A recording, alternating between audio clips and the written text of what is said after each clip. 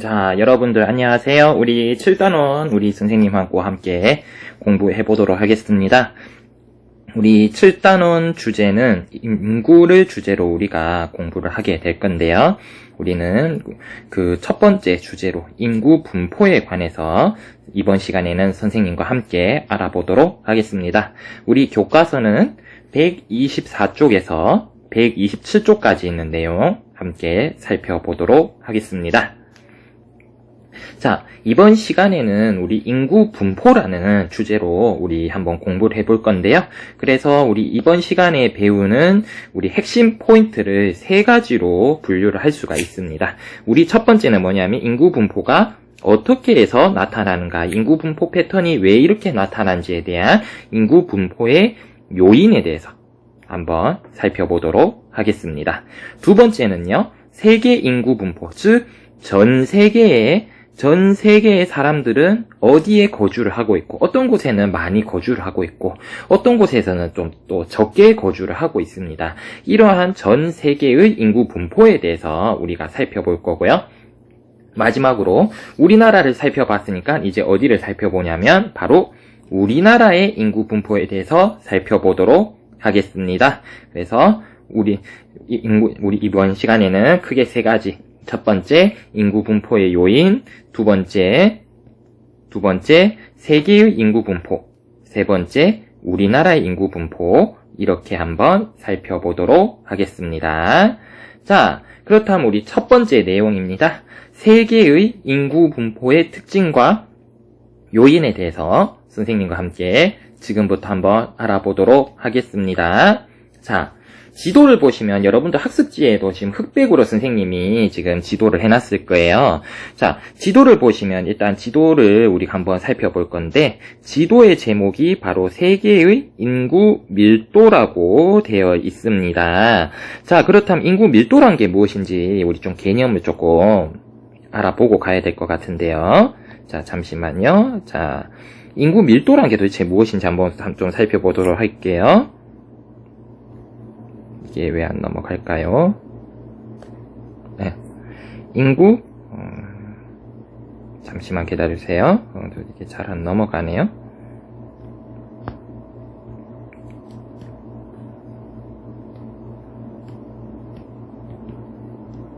인구 밀도에 대해서 한번 살펴보도록 하겠습니다.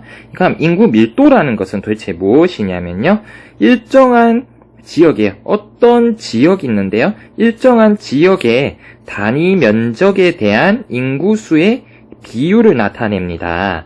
즉 어떤 공간 안에, 어떤 일정한 공간 안에 사람들이 얼만큼 살고 있는가, 이것을 표현하는 우리 통계 지표를 우리 인구 밀도라고 불러요. 그래서 보통은요 1제곱킬로미터 안의 인구수로 나타냅니다. 즉 얘기를 하자면 가로 1km, 세로 1km,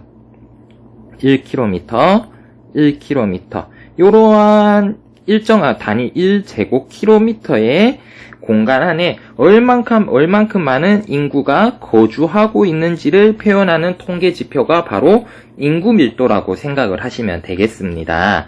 자, 그렇다면 우리 인구 밀도라는 개념에 대해서 살펴봤으니까 우리 이 인구 밀도라는 것을 이제 이 지도를 해석을 해야 되잖아요.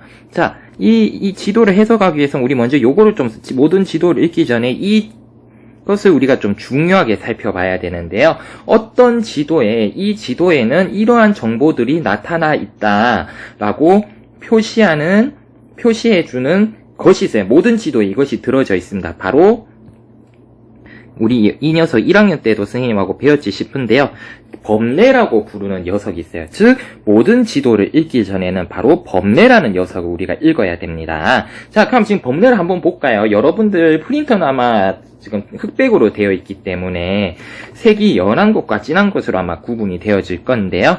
이거 교과서에도 있는 그림입니다. 교과서 125쪽에 이제 아마 이 그림이 있을 거예요. 자, 보시면, 자, 색이 연하면 연할수록 어떻게 되어 있다. 자, 인구 밀도가 1 미만, 그러니까 1제곱킬로미터당 한 명이 거주하지 않는다는 뜻이고, 진하면 진할수록 인구 밀도가 높다. 즉 200명 1제곱킬로미터당 200명 이상 거주한다. 즉 이렇게 가면 갈수록 인구 밀도가 낮죠.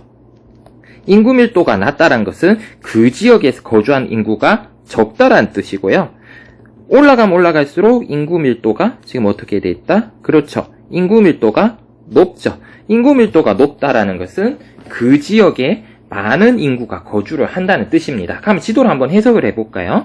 자, 지도를 보니까 전 세계에 색깔이 어떤 곳은 굉장히 진하게 나타나고요. 진하게 나타나는 부분도 있고 굉장히 연하게 나타나는 부분이 있습니다. 자, 그렇다면 세계 인구는 골고루 분포를 하는 것이 아니라 특정 지역에 몰려서 분포를 한다라는 거 우리 알 수가 있어요. 자, 그럼 이것을 토대로 우리 한번 지도를 지도를 한번 해석을 한번 해보도록 하겠습니다. 자, 세계의 인구 내용 학습 1번으로 우리 한번 들어가 볼 건데요. 세계의 인구 분포 패턴에 대해서 한번 살펴보도록 할게요. 자, 그러면 세계 인구 분포 패턴 도대체 어떻게 나타나지는가 한번 살펴보도록 하겠습니다. 자, 세계 인구 분포 패턴은 우선 세계 인구 잠시만요.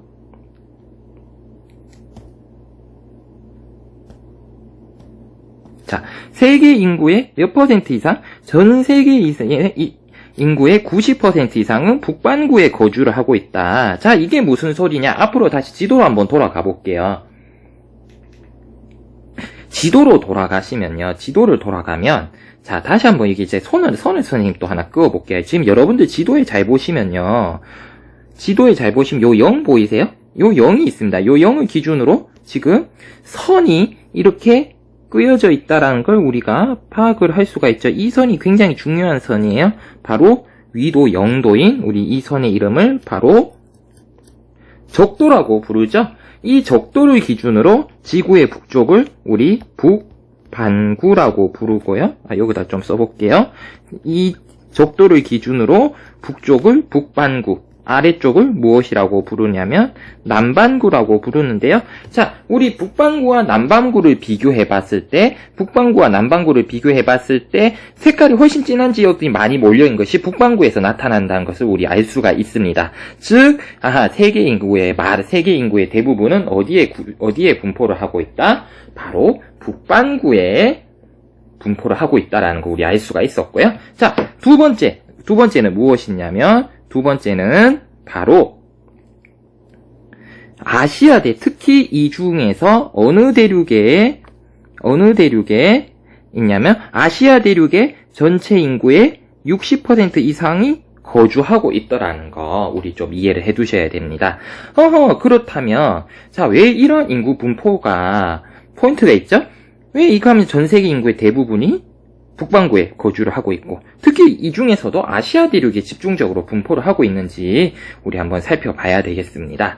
자, 그래서 이게 어떤 요인에 의해서 이러한 패턴이 나타나는지 한번 살펴보도록 할 건데요. 우리 첫 번째 인구 밀집 지역에 대해서 한번 살펴보도록 하겠습니다. 선생님하고. 그러면 인구 밀집 지역이 도대체 어떤 지역이 인구 밀집 지역인가? 첫 번째 바로 동아시아 지역입니다. 동아시아 지역 지도에 살펴보면요. 요 지역입니다. 요 지역, 지금 중국하고 우리나라하고 있는데 지금 색깔이 굉장히 진하게 보이죠? 여기가 무슨 지역이냐면 바로 동아시아 지역입니다. 자, 동아시아 지역 지금부터 스님하고 한번 살펴볼 건데요. 동아시아 지역은 계절풍의 영향을 받아요. 계절풍이라는 바람의 영향을 받습니다. 즉, 계절풍이라는 것은 계절에 따라서 바람의 방향이 바뀌어지는 바람인데요. 이 방향을 우리 계절풍이라 합니다. 이 계절풍 때문에 여름에는 굉장히 비가 많이 오게 되고요. 우리나라와 같은 동아시아 지역에는 겨울은 대륙에서 불어오는 바람의 영향을 받기 때문에 굉장히 춥고 건조합니다. 특히 이러한 계절풍 영향으로 여름에 덥고 습하기 때문에 강수량이 많아요. 그래서 무슨 농사가 활발하면 벼농사가 활발해지게 됩니다. 그렇다면 동아시아 지역 같은 경우에는 이러한 계절풍의 영향으로 강수량이 많아져서 벼농사가 활발하더라는 거 우리 파악을 할 수가 있었습니다. 두 번째는 바로 서부 유럽 지역입니다. 서부 유럽 지역 지도에서 살펴보시면 바로 요 지역입니다. 유럽 쪽에 보시면 이렇게 또 색깔이 진한 곳이 나타나는데 우리 요 지역이 바로 서부 유럽 지역이라고 볼 수가 있어요. 자, 그렇다면 이 서부 유럽 지역은 왜 그런가 하면 여기는 1학년 때 배웠겠지만 바로 서한 해양성 기후라는 기후의 기후 지역이에요. 즉 서한 해양성 기후라는 것은 연중 기온이 고르고 대충 하자면 강수량이 연중 기온 선생님 다시 쓸게요. 잠시만요. 좀 다시 쓰도록 하겠습니다.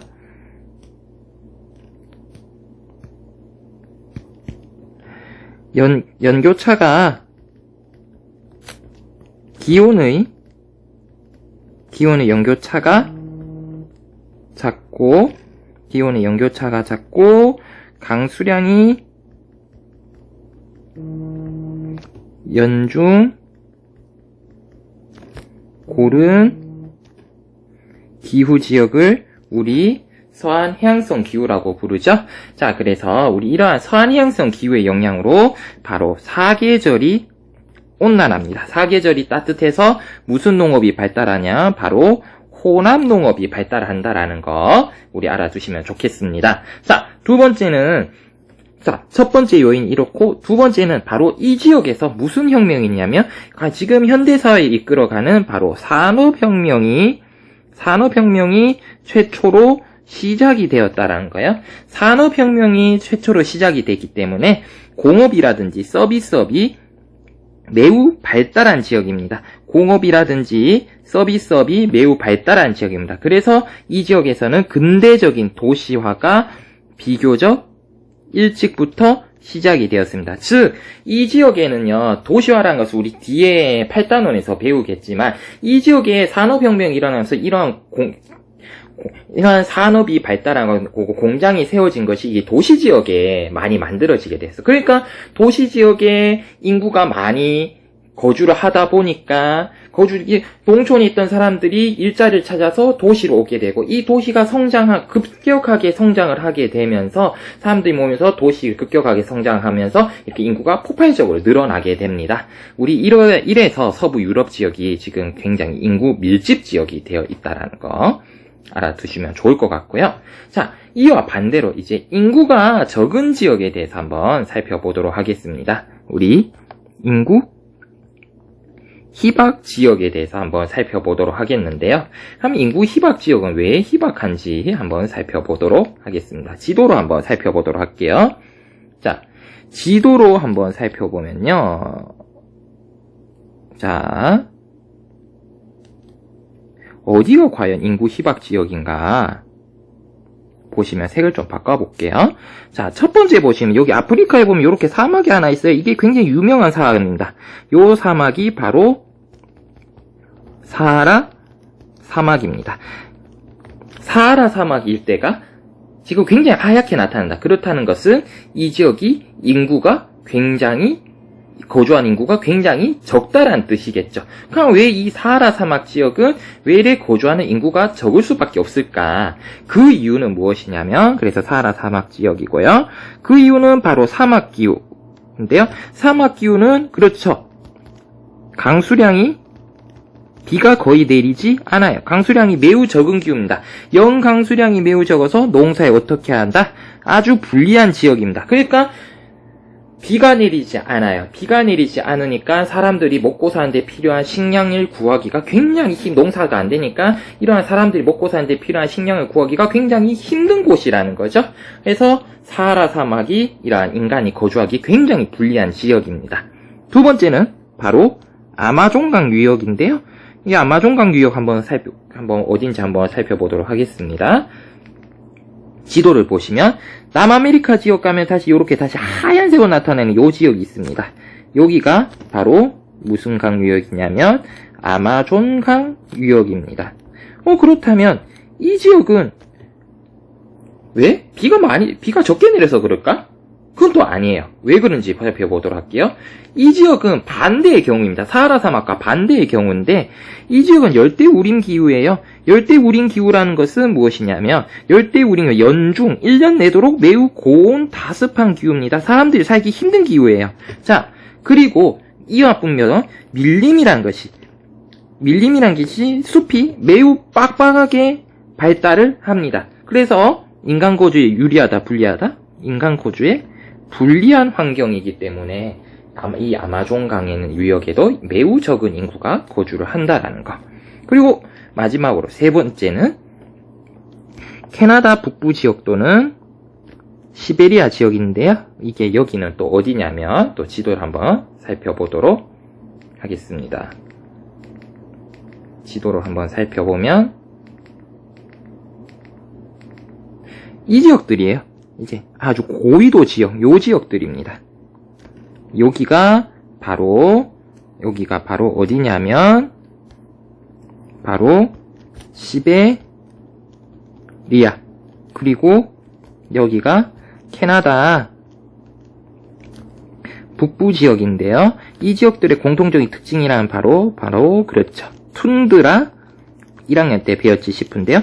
툰드라 기후가 나타나는 지역이에요. 그렇다면 이 지역은 기후가 어떠하냐면 매우 춥다라는 얘기겠죠? 툰드라 기후 지역이라는 거. 툰드라 기후가 나타나는데요. 이 툰드라 기후는 연중 기온이 어떠하다? 낮다. 기온이 낮으니까 농업이 안 돼요. 농업에 불리한 환경이라는 거예요. 겁니다. 그렇기 때문에 이 지역 사람들, 우리 툰드라 1학년 때 툰드라 기후 지역 사람들은 농사 대신에 술록을 유목을 하더라. 아니면 뭐 술록에 고기를 잡아먹는다. 이런 식으로 우리 술록을 유목을 하고 뭐 사냥이라든지 물고기를 사냥을 하든지 이런 식으로 해서 살아간다라고 아마 배웠을 겁니다. 자, 그렇다면 인구가 우리 지금까지 내용을 조금 정리를 해보면 인구가 밀집되어 있는 지역은 바로 농사가 잘 되는 지역이고 인구가 적은 지역은 바로 기후 환경적 영향을 받아서 농사가 잘 되지 않는 지역이다라는 걸 우리가 조금 알 수가 있었습니다. 자, 그렇다면 이러한 인구 분포에 영향을 미치는 요소들이 과연 무엇이 있을까요? 자, 선생님하고 다시 한번 정리를 한번 해보도록 하겠습니다. 이러한 인구 분포에 영향을 미치는 요소들은 이게 왜 안 내려올까요? 영향을 미치는 요소들 우리 별표 쳐놓고 한번 하는데 두 가지가 있습니다. 첫 번째 자연 환경, 두 번째 인문 환경인데요. 자연 환경과 인문 환경 한번 살펴보도록 하겠습니다. 자연 환경에서는 어떠냐면 바로 지형, 기후, 토양 등과 같은 이러한 것들이, 그러니까 이러한 것들이 결국에는 어디에 영향을 미치냐면 바로 농업이 가능한가? 불가능한가? 요구에 영향을 많이 미쳐요. 그래서 이러한 지형이라든지 기후라든지 토양에 의해 가지고 농업이 가능한 지역에서는 인구가 많이 밀집을 하게 되고 농업이 불가능한 지역에서는 상대적으로 인구가 매우 적은 인구들이 분포를 하게 됩니다. 이러한 특징들이 영향을 받지만 인문환경, 과거에는 이러한 자연환경의 영향을 많이 받았어요. 인구 분포가. 하지만 최근에는 인문환경, 그러니까 인간에 의해서 만들어진 이러한 인문환경의 영향을 많이 받는데요.